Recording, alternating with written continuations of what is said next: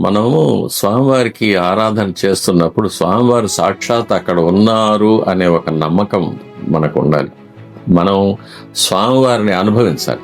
స్వామివారు అక్కడ ఉన్నారని అనుభవించినప్పుడు సప్రాణంగా సాక్షాత్తు ఉన్నారు, మన ఆరాధనలు స్వీకరిస్తూ ఉన్నారు అనే ఒక భక్తిభావంతో మనం స్వామివారికి ఉపచారాలు సమర్పించినప్పుడు స్వామివారు స్వీకరిస్తారు. దానికి ప్రతిఫలం మనకుంటుంది.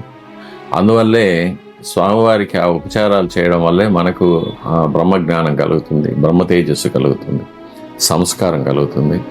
మనం ఎంత చిన్నవాళ్ళం అనేది తెలుస్తుంది. సాక్షాత్ భగవంతుడు అఖిలాండకోటి బ్రహ్మాండ నాయకుడైతే ఇప్పుడున్న సైంటిఫిక్ థియరీ ప్రకారం ఈ విశ్వం అనేది ఎంత పెద్దది, ఇటువంటి అనంతకోటి విశ్వాలను సృష్టించి పాలించి లయం చేయగలిగిన భగవంతుడు ఎంత పెద్దవాడు, మనము ఎంత పాటి వాళ్ళం.